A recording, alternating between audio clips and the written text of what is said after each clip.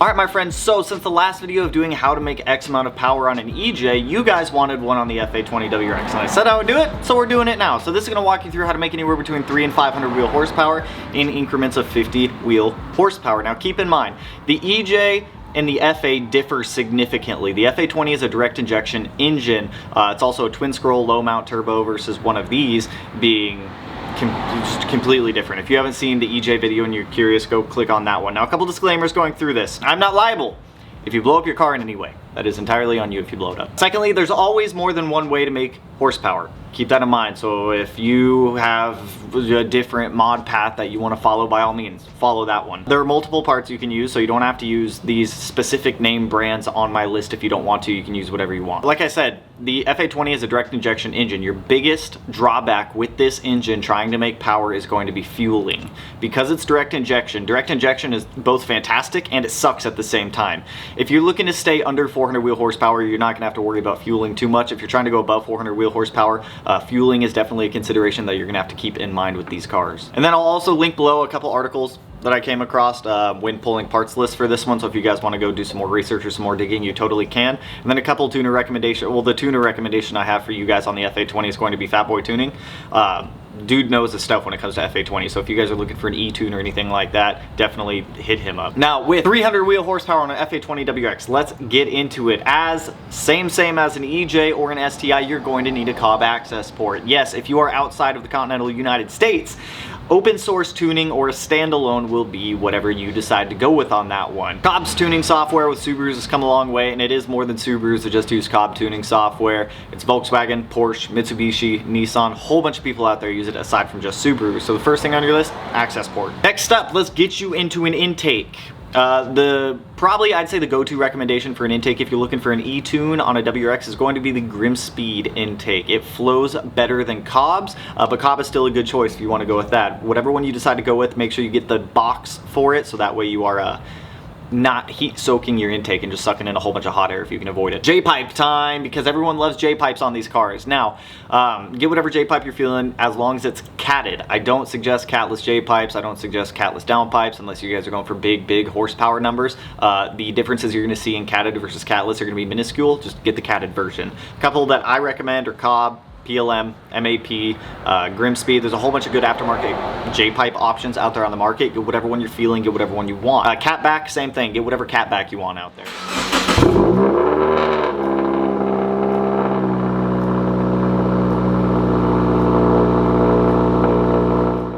To be stupid loud, straight pipe it. Please don't do that though. If you want it to be reasonable, go with whatever you're feeling. The R400 is a really good one. Invidia makes some good catbacks. ETS makes some great catbacks as well. There's a lot of good options out there on the market. And then same thing with the EJ over to the FA20, you're going to need a boost controller, 3-port boost controller to be specific. Now, like I said before, they're all pretty much same. Get whatever one you're feeling. And then lastly, a top mount intercooler. The stock top mount intercooler on FA20s are trash. They are straight up poop and garbage. There's a lot of good aftermarket brands out there. Process West, Grimmspeed, Cobb, Garrett makes one. There's a lot of good aftermarket options. Just get away from that stock top mount. That should put you around the realm of 300 wheel horsepower on pump gas, to be specific. I'm going to be, as we're going through these, I'm going to change between ethanol, methanol, and pump gas because this car is a little bit more picky with what it likes. And then the bonus for this one is going to be a Radium dual catch can setup. So on EJs, I always like IAG's Comp Series AOS. On FAs, a catch can setup works beautifully. The Radium dual catch can setup is a really good one if you are looking into them. If you don't want to get a catch can, you do want in AOS, I would consider the IAG competition series at that point. From what I've been told, it's been discontinued, so you may have to buy a street series and then buy the street to comp conversion for it. Next up, 350 wheel horsepower. So this is really going to be the safe spot for your FA20 WRX. We're going to get into the weak points into the next category at the 400 wheel horsepower point, but this is going to be your sweet spot if you want to stay safe. Also for CVT owners, because I know it's going to come up with the comments, CVTs, your safe spot before, it's not your engine, it's your transmission that's going to start freaking out, is about 330 wheel horsepower to 340 wheel horsepower. Yes, you can tune them more aggressively, but CVTs are picky, finicky, and annoying to have to deal with, unfortunately. Now, getting back into it, some of the things that are going to transfer over from that 300 wheel horsepower to 350 wheel horsepower mark: Cobb Accessport, the J-pipe, the intake, the catted or the catback exhaust, the 3-port boost controller and the top mount intercooler, and that bonus of the Radium dual catch can is going to transfer over. At this point, I would consider swapping your spark plugs to a one-step colder plug, such as NGK 2309s. A low pressure fuel pump would be advised at this point, an AEM 340 liter, a DW 300C, whatever one you're feeling. It's just a good point in your modding path to swap out that low pressure fuel pump. And yes, in the WRX, there's a difference. There's low pressure and high pressure pumps, but we're not going to get into high pressure pumps for a little bit. So this is just the fuel pump that is inside of your gas tank, not the one that's in the engine that actually pressurizes the fuel system. Your stock clutch at this point might start to give out on you depending on what your torque numbers are. So an ACT HDSS would be a good clutch at this point, and that should carry you through these next couple categories as well up until we get to the bigger boy power. Use your stock flywheel also. Just use stock flywheel, resurface it with that clutch. You don't need to get a lightweight flywheel or anything like that. Next up, swapping out that stock exhaust manifold for something that stays internal wastegate is not a bad idea at this point. If anybody asks, should I get a Tomei unequal length header for my FA20 WRX? Stop. Just shut up. No, don't do it. Just throw it. No. If you want a rumble from a Subaru, go buy an EJ based one. These cars are twin scroll from the factory, which means they are equal length manifold from the factory. By throwing on an unequal length manifold, you're going to have significant drawback. EGTs can be higher, reduced fuel economy, reduced power, reduced or increased spool for your turbo. It's not worth it. Don't put an unequal length manifold on your twin scroll stock location turbo setup. Just don't do it. And now here's where things are going to differ a little bit. Now, I know not everybody has access to E85, so when I went through this list and I made it, I tried to tailor it for both people who have access to E85 and people who don't have access to E85. If you do have access to E85, an E30 tune is fantastic on WRXs at this power level. They get power a lot easier. You get a lot better knock control with having that ethanol in the fuel system. Whether it be, even though it's just E30, you get a lot better knock control. Now, if you do want to run E85 in this and you do want the E30, you don't need a flex fuel sensor at this point for an E30 tune. If you do want to run E30 but you don't have access to E85, there are some services online that will deliver E85 to you. There are some local places around the country that will like drive to your house and drop off like barrels of E85 if you want to do it that way. What I normally do is the closest E85 station to me right now is about an hour and a half away. So normally I'll just take all of my just fuel jugs with me, go up there, fill them all up, store them all in the back, and then as I need E85, I'll do it that way. And when it comes down to doing an E30, you are going to have to do some calculations to get it to the point where you're going to have to mix it and get it to that E30 mark. Getting a little ethanol test guy is not a bad idea, so that way you can see what the ethanol percentage is at, and then they have calculators online. If you want, you can go in there and be like, all right, my fuel tank's this big, I want a full tank, I'm doing this much pumped gas, I'm doing this much E85, and that'll get me to E30. But you do need to know that ethanol content percentage, so that way you're mixing it properly. Now, if you don't have access or you don't even want to consider using E85, methanol injection is another good option. Now, if you are considering a meth injection kit, there's a couple ones out there that I recommend, such as Snow Performance and AEM. Get one with a failsafe built into it, so that way if you are going through things and you do need to adjust properly for it, those fail safes are built into the system. No, it's not a complete 100% safe system, but there are fail safes built into it. A couple more bonuses with this one. If you are in a state or an area that allows you to be a little more lenient with emissions like we are up here in Washington, TGV delete, EGR delete are both some very good ones, as well as a Perrin turbo sump restrictor pill. That's another good one to add in there. Now for 400 wheel horsepower, this is where things are going a little bit more tough, as you could say it. So at this point, I'm going to advise you to swap out your short block. Yes, you or your buddy might be making 400 or 400 plus on your stock short block. The weak point with FA20s tends to be rods. You'll see rods bend on stock block FA20s that are trying to push a lot of power through them. It's a high compression ratio engine, and then when you start adding boost on top of it, cylinder pressures start to get pretty extreme in there. So at this point, this is really where you're starting to dabble with reliability and the FA20's capabilities. Now, when it comes to picking out a short block, there's a couple options you need to keep in mind. We're going to be referencing IAG's engines in this one. Now, IAG rates all of their engines to brake horsepower, which is measured at the crank, not at the wheels. So when you start trying to translate crank horsepower to wheel horsepower, you need to keep that in mind that your drivetrain is going to eat up about 20% of that power. So it's going to be whatever the brake horsepower rating is minus roughly about 20%. So if you're looking to stay under 480 wheel horsepower, get the stage 2 IAG block. It's ready for 600 brake horsepower. After that 20% translation decrease comes out to about 480 wheel horsepower. If you're looking for 500 or above long term, get the stage 2.5. It's rated for about 675 brake horsepower. Pull off that 20%, it brings you down to about 540 wheel horsepower. So that way your wheel horsepower ratings will measure up with the power that you're trying to make, and you're not just going to be sitting there sending it all day. Now for mods, the ones that are going to transfer over from that 350 wheel horsepower range to this 400 wheel horsepower range is going to be that Cobb Accessport, Grimmspeed, or Cobb intake, whatever one you decide to get. The Cata J pipe, whatever brand you chose. Same with the Catback, the 3-port boost controller, the AEM 340 liter per hour fuel pump, or the DW300C. The ACT HDSS with stock flywheel that's been resurfaced when you go to replace that. If you're on E85, the Cobb, actually no, at this point, just the Cobb or Delicious Tuning, Flex Fuel Sensor, or Snow Performance, or AEM methanol injection kit, whatever one you decided to go with. Exhaust manifold, the internal wastegate model, and those spark plugs, and then all those bonus ones that we mentioned earlier, the Radium dual catch cans, TGV deletes, EGR delete, and the parent turbo sump restrictor pill. Now, at this point, the things that you are going to want to change, aside from that short block, as we just talked about, if you do decide to not gamble with your life on that one, well, gamble with your engine's life on that one. Turbo inlet. There's a lot of good options out there. You can go with parent, PLM, whatever you want, whatever you're feeling, whatever you want to play with. At this point, I would advise you go with a front mount intercooler over a top mount intercooler. Top mount intercoolers on FAs are a little easier to deal with than they are on EJs. I hate top mount intercoolers with a passion on EJs. They're the stupidest thing on the face of the earth. Purely personal opinion on that one, because I know some people are going to get all their panties in a knot.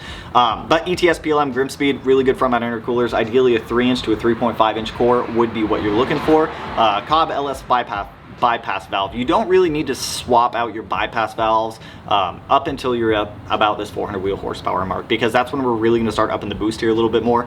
And then for turbos, this is where you're going to swap out your turbo. There's two decent options I would consider on the FA20 right now. SoCal, it's a shop down in, obviously, SoCal Turbo, I believe is what their name is. They'll take your stock Garrett turbo, they'll port and polish it, and they'll up the power. It costs about $875 if you do decide to go that route. If you do decide to go that route where you do send out your stock turbo over to them, keep in mind that I would highly suggest you get a Turbo Smart wastegate for that thing. They even say it on their webpage, like the stock wastegate isn't meant for the boost applications that it's going to be seeing with that port and polish on there. That's about $875, and that'll carry you up to, I saw a dyno graph on theirs, I want to say it was 475 wheel horsepower, tuned by JR or something like that. I'll link their page down below also, as well as this entire parts list if any of you guys want to go through here and pull this. And then the other one is the FP Blue. So FP Blue is rated for between 400 and 475 wheel horsepower. That one costs about $1,800. So it's about $1,000 difference on what you decide to go with on that one. I don't know the lead times on SoCal port and polish set up on a stock Garrett, but they seem to make pretty good power, pretty well. Now that should get you in that realm of 400 wheel horsepower on methanol and E85. Keep that in mind. Like at that point, you're not going to be on an E32 anymore. You're going to be on like an E60 or an E72. Now once we get up into the 450 wheel horsepower, this just gets more expensive as we go. Everything is from that 400 wheel horsepower category is going to translate over. So we're looking at that engine block setup, whatever short block you decide to go with, depending on what your power goals are in the end. That Cobb Accessport, the intake, the J pipe, the Catback Exhaust, a 3-port boost controller, the AEM fuel pump, or the DW300C, NGK 2309s, that ACT HDSS will still be working for you at this point with your stock flywheel, your flex fuel sensor, or your snow performance, or your methanol injection kit. And keep in mind, as you go up in power, the E85 and the methanol injection is going to be getting more aggressive. So it's not going to be staying at the same interval at 450 wheel horsepower that you were at 350 horsepower. It's going to be getting more aggressive as you go up in power. That turbo inlet, ETS, PLM, Grimmspeed front mount intercooler, whatever one you decide. The Cobb LF bypass valve, whatever turbo option you went with, both of them will still be good at this 450 wheel horsepower mark. And then all those bonus ones, the Radium dual catch can, the TGV, EGR delete, and the parent turbo sump restrictor pill. Now what's going to change here is you're going to be adding a Nordstrom high pressure fuel pump. At this point, you are going to be more than likely running straight up E85, and that Nordstrom high pressure fuel pump allows you to run E85. If you're using the stock fuel pump, or the stock high pressure fuel pump, that one starts to cap out, I want to say it's around like E60, E65 or so. So you're gonna, like I said, as we're progressing in more power, the methanol and the E85 is going to be becoming a lot more aggressive, so that way you can make a lot more power. The benefits of E85, you get better knot control. It burns cooler, so you're also getting a cooling effect on the cylinders. You can make more power, you can tune more aggressively with it. Now, Your fuel mileage is also going to heavily decrease on E85, as E85 takes a lot more fuel compared to pump gas, because the energy in E85 and pump gas completely differ. But high pressure fuel pump, you're going to be getting that at this point. PLM external wastegate exhaust manifold with 2 tile 38mm wastegates. You are going to need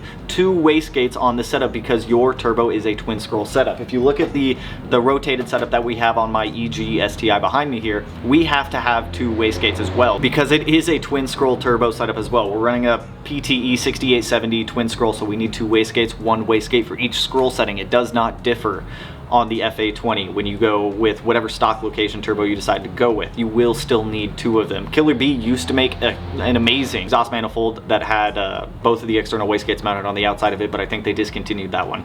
And then with some more aggressive tuning, that should get you about to that 450 wheel horsepower range. Now we're getting into the 500. This is when things get expensive on FA20s. Remember in the beginning of this video when I said direct injection is both fantastic and it kind of sucks? This is the point where it kind of sucks, is when you try to make big power. So you will 100% want to add port injection to your car at this point for safe power. Let me say that, for safe power and reliability. Now there's a couple different platforms you can go with to try to add port injection. IBR has a kit that they came out with. The safest and best option would be to run a standalone ECU, so that way the port injection and the direct injection can both communicate back to the ECU. But I understand that gets expensive quick. Trust me, I know even the Haltech in here gets expensive quick. So standalones, yes, while they are very expensive, that is going to be the most ideal way to do it. If you do want to go with the IBR one, we'll get into that here in a second. But some of those things that are going to translate over from the 450 over to this 500 is going to be that short block. At this point, you're going to want the IEG 2.5 if you are looking for 500 wheel horsepower.